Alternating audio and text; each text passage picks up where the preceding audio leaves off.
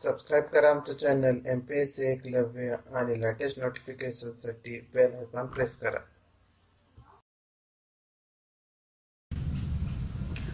Welcome friends, MPSC Eklavya education platform चॅनलवरती आपलं स्वागत आहे. मित्रांनो, आपण या अगोदर SSC JE previous year question पेपरची सिरीज सुरू केली होती. त्याचा पार्ट 1 आपण पाहिला होता. आता त्याचा नेक्स्ट पार्ट पाहणार आहोत.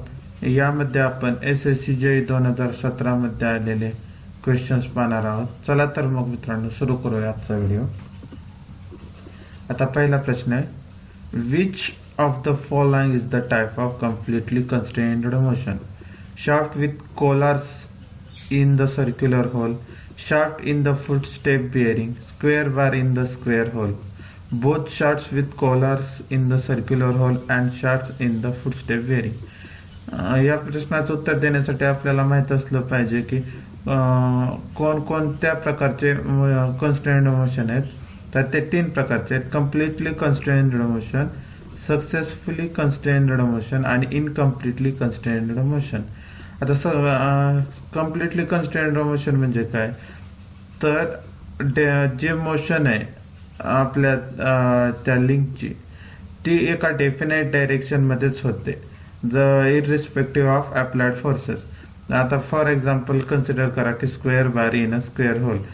त्याची मोशन फक्त टू अँड फ्रो असेच होऊ शकते. ते राऊंड किंवा अबाउट इट्स ऍक्सिस ते रिव्हॉल्व नाही करू शकत. म्हणून या प्रश्नाचं योग्य उत्तर आहे square bar in a square hole. Which of the following condition is true about the given figure? Option 1 आहे constrained kinematic chain, ऑप्शन 2 आहे unconstrained kinematic chain, ऑप्शन 3 आहे लॉक्ड चेन आणि ऑप्शन 4 आहे मेकॅनिझम. आता ही अशा प्रकारचे उदाहरणे सोडवण्यासाठी आपल्याला माहित असलं पाहिजे की कन्स्ट्रेन्ड कायनेमॅटिक चेन आणि अनकन्स्ट्रेन्ड कायनेमॅटिक चेन मधला फरक काय.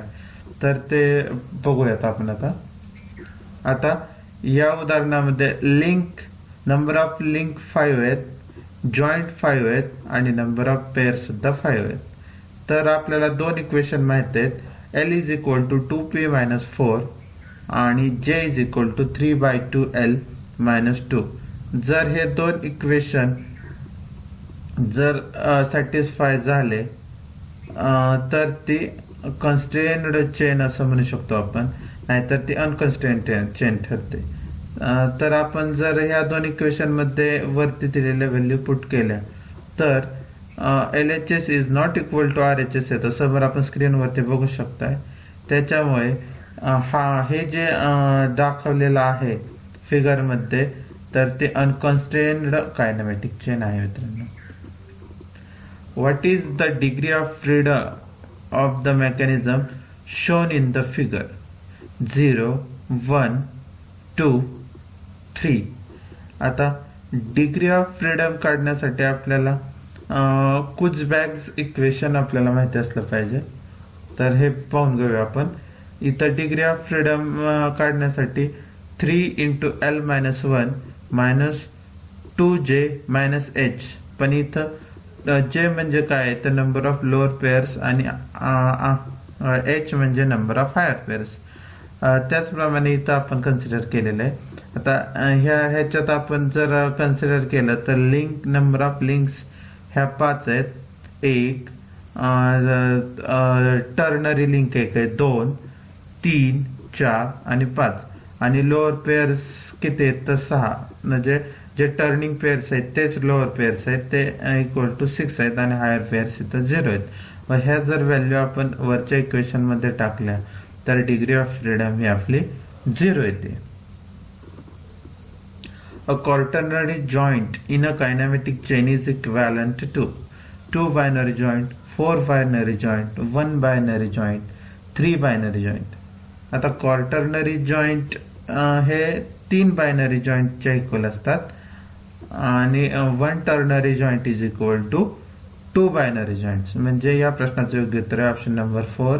A quaternary joint in a kinematic chain is equivalent to 3 binary joints. Determine the ratio of omega max upon omega minimum if the coefficient of fluctuation of speed of flywheel is CF. तर हे option 4 दिलेले आहेत. तर आपण coefficient of fluctuation of speed आपल्याला माहिती असलं पाहिजे. तर coefficient of fluctuation of speed म्हणजे काय, तर maximum fluctuation of speed upon mean speed.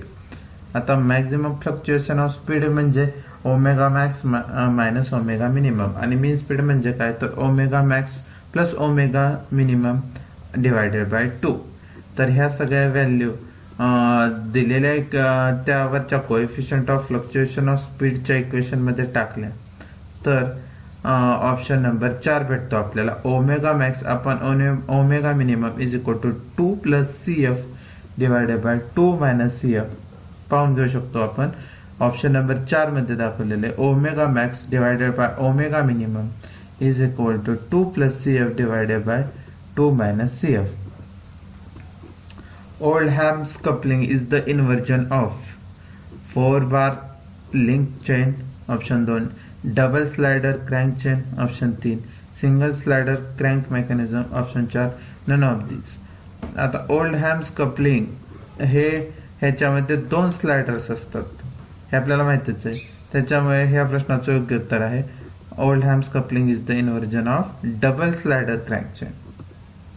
In a single slider crank chain, the formation of the Whitworth quick return mechanism takes place when coupler link is fixed, longest link is fixed, smallest link is fixed, slider is fixed. आता आपल्याला माहित आहे की Whitworth quick return mechanism मध्ये ज्यावेळेस आपण smallest link fix करतो त्यावेळेस आपल्याला Whitworth quick return mechanism भेटतो. त्याच्यामुळे या प्रश्नाचं योग्य उत्तर आहे Whitworth quick return mechanism takes place when option number 3 smallest link is fixed. Hartnell governor comes under which types of governor? Pendulum type, inertia type, centrifugal type, dead weight type. यासाठी आपल्याला आता गव्हर्नरचं क्लासिफिकेशन माहिती असलं पाहिजे. एकदा ते check करून घेऊया. The classification of governor 2 type मध्ये आपण गव्हर्नर क्लासिफाय करतो, सेंट्रिफ्युगल गव्हर्नर आणि इनर्शिया गव्हर्नर. आता सेंट्रिफ्युगल गव्हर्नरच्या फर्दर 2 टाइप पडतात, एक पेंड्युलम टाइप आणि 2 लोडेड टाइप. आता पेंड्युलम टाइपचा एकच गव्हर्नर आहे पेंड्युलम टाइप मध्ये, तो आहे वॅट गव्हर्नर. आणि लोडेड गव्हर्नरचे पण परत 2 सब टाइप पडतात, एक डेड वेट गव्हर्नर आणि दुसरा spring control governor. Dead weight governor मध्ये आपल्याला 2 गव्हर्नर आहेत, पोर्टर गव्हर्नर आणि प्रोएल गव्हर्नर. आणि स्प्रिंग कंट्रोल्ड गव्हर्नर मध्ये Hartnell governor, Hartung governor, Wilson and Hartnell governor आणि पिकरिंग गव्हर्नर. म्हणजे या प्रश्नाचं योग्य उत्तर आहे आपल्याला हार्टनेल गव्हर्नर विचारला होता. तर तो जर स्प्रिंग कंट्रोल गव्हर्नर ऑप्शन असता किंवा लोडेड टाइप असता तरी काय प्रॉब्लेम नव्हता, पण इतर डायरेक्ट आपल्याला आता तो सेंट्रिफ्युगल गव्हर्नर आहे option number 3. What is the location of frictional force when the intensity of pressure is uniform in a pivot bearing having radius r? तर या प्रश्नाचं योग्य उत्तर आहे, आपण ऑप्शन अगोदर जाणून घेऊयात. Option number 1 r, option number 2 r/2, option number 2 r/3, option number 4 r/3.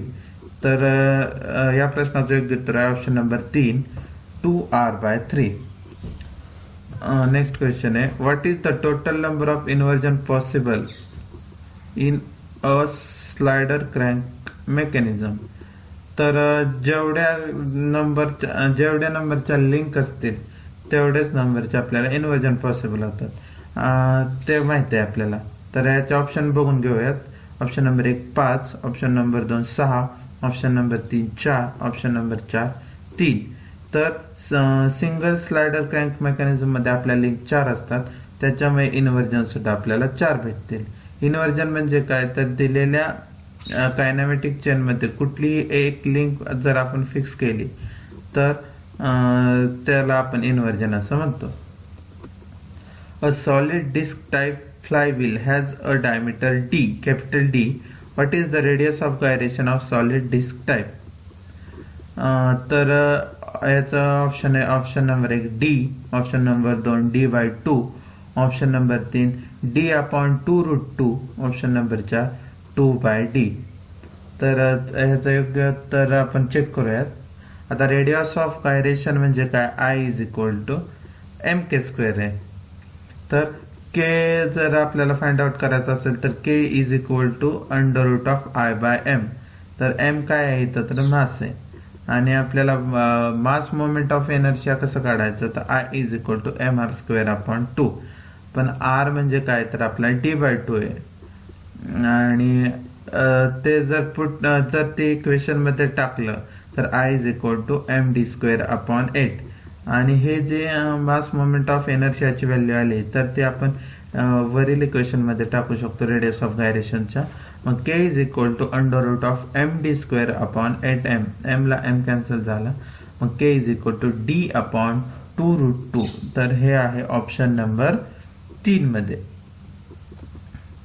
The point of application of the resultant of all the forces which tends to cause the rotation of a body about a certain axis is known as center of gravity, point of metacenter, point of suspension, center of percussion. तर या प्रश्नाचं योग्य उत्तर आहे centre of परक्युशन. आता centre of परक्युशन म्हणजे काय, when a large weight म्हणजे जर ज्याचा मास मोमेंट ऑफ एनर्शिया जास्त आहे, मोठी बॉडी, तर ती जर एका पॉइंटला हेल्ड करून जर फ्रीली सस्पेंड केली तर त्या पॉइंट ऑफ सस्पेन्शनला आपण म्हणतो सेंटर ऑफ परक्युशन. त्याच्यामुळे त्या बॉडीचं रोटेशन होतं एका पर्टिक्युलर ऍक्सिस होते. म्हणून या प्रश्नाचं योग्य उत्तर आहे centre of percussion. Coefficient of friction is depends on the following factor: shape of the surface, strength of the surface, nature of the surface, all option of the correct. The coefficient of the friction हा एकाच factor वरती depend करतो, तो म्हणजे nature of surface काय आहे त्या दोन पॉइंट ऑफ कॉन्टॅक्ट मधला. म्हणून या प्रश्नाचं योग्य उत्तर आहे ऑप्शन नंबर 3.